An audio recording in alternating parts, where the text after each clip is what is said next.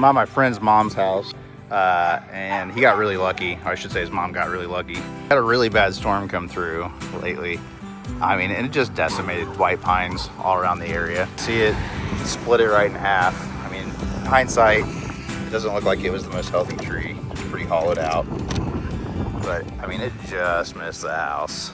If it would have went any other direction, that'd have been a bad deal. So we're gonna spend a little bit getting this cleaned up because neither of them live here. So we're just gonna take care of this for them.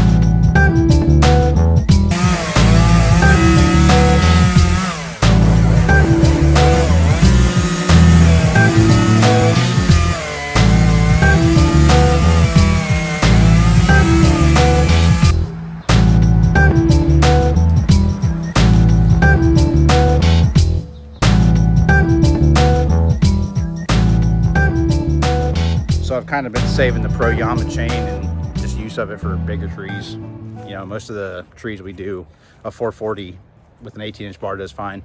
But it's nice to have that 24-inch bar sometimes. So I'm kind of using it on this tree, and this thing just rips white pine. I mean, it's ridiculous. It's got some power.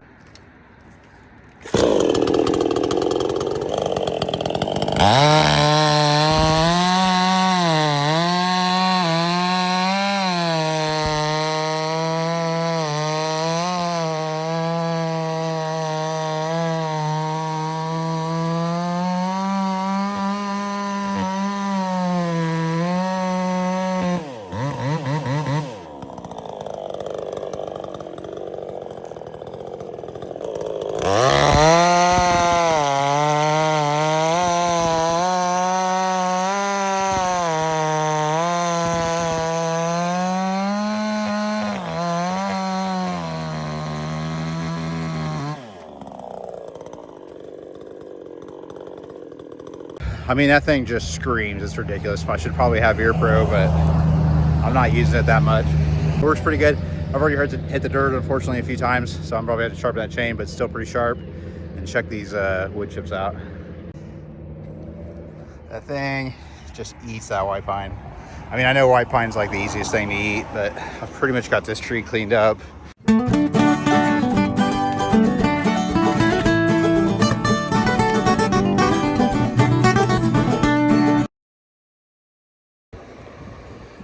All right, that's all she wrote. That was a little bit more work than I expected.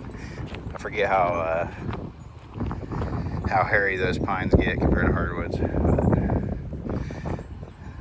But done. Today's a Thursday. I have the day off, so it's really dry and quite nice. It's like 55. So we are on the back side of Levi's trail with the excavator back there, and I am gonna start working that project that we started, I think, last video from the other side now. Problem is, this is where I need to go through. So I need to kind of open this up and start pushing dirt, because then it drops down into a ravine, and it's not great. I mean, this is pretty steep, but the goal is to push this knob to meet down where we left off right here. And so all the way up the trail, which that big tree over there, so happy that old dead thing fell down in the windstorm. But anyway, it's not terribly hairy through here, but I think I am gonna have to take some trees out.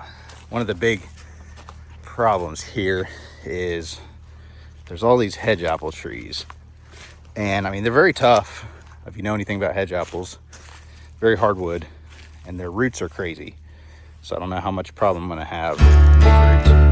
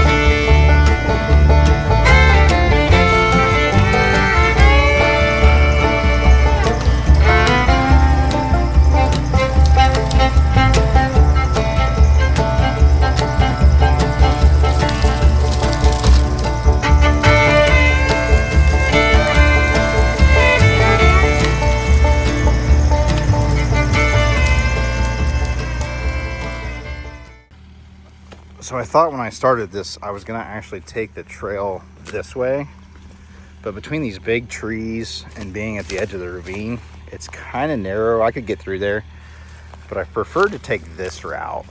It's actually quite a bit wider, so got it good and opened up now. You know, I try not to take more trees than I need to with any project unless they're really in the way, but we got a good open space here. So I'm pretty much getting close to the edge of the ravine. I gotta get this tree out of the way. And then there's that big thorn tree, and I might have to try to take this hedge apple. That is not getting pushed down. That's gonna be a chainsaw job. But I mean, it's so thick right here, it's hard to even show you the edge, but the edge of the ravine is right in front of me. I'll get a different angle. I do just love this ravine, but essentially, you know, that is what we're looking at from a side view. So pushing all this down there. So I'm gonna set it up as a time lapse here and we'll get to work.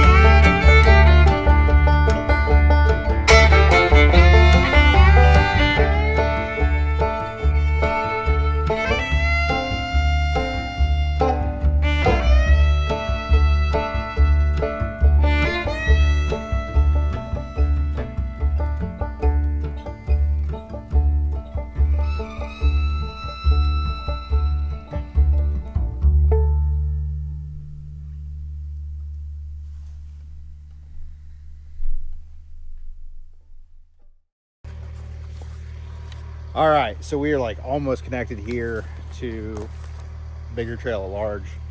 It's a little steep. The excavator is kind of like a mountain goat, so it doesn't really care. but I would not want to take a tractor or backhoe. So I'm really gonna try to add more dirt and make this a little bit more safe to drive up and down. So.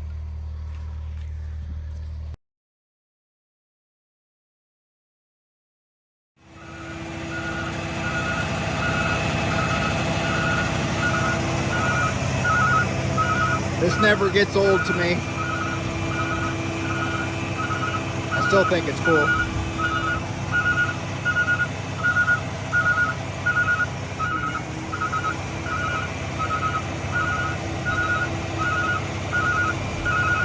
Look at those cylinders, man. Those things are huge.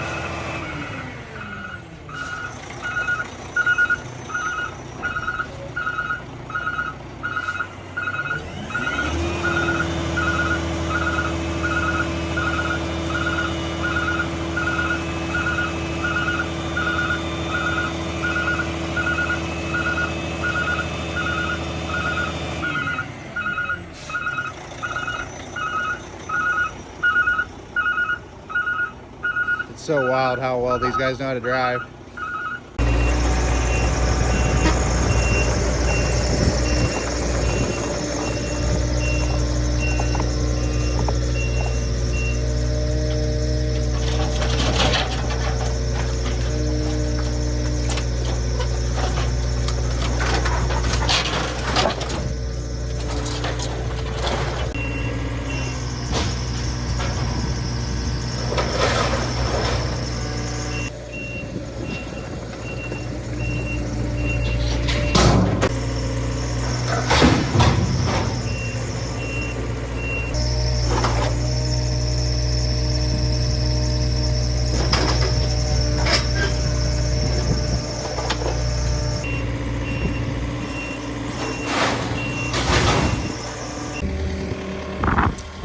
They say you're not an operator if you have to get off the machine, but if you look at this stuff, it's too small. Like, it's literally not worth the time to just sit there on the excavator. So some of this stuff I'm going to pick up by hand. All right, so I got a lot of stuff picked up by hand. Mostly it's just stuff that is kind of heavy. Like, that pipe's actually surprisingly heavy. Some of this plate metal. I have to take these doors apart so I can get the wood off of it and get the metal in the tanks. And this is like the last remnant of the old meth lab, and we've forgotten to put all this in the roll-off multiple times at this point. But this whole trash can is full of starting fluid, and I don't think he had that many engines to start. That is the old way they used to make meth. So this is one of the last methed up things left on the property. It's all otherwise been cleaned up. Like, look at this. This is how you know he was not using it for the purposes it was supposed to be used for. And like, all of them are like this. So he was just draining the crap out. He wasn't spraying on nothing. The whole thing, whole trash can full of that. So we recently went through my grandpa's barn, and we got gas and a little bitties on that pile to get it going. So we're gonna try to light this flare and see if it catch that on fire.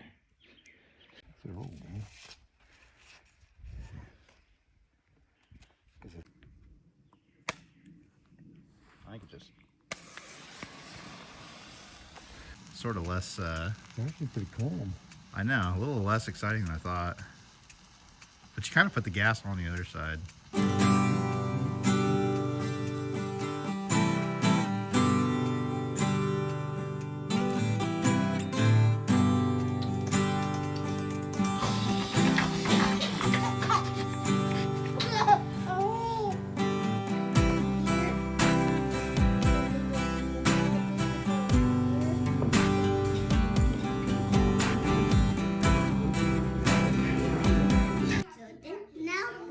Very good. One more time. Say your name again. What's your name? By Jordan Nelson. Very good.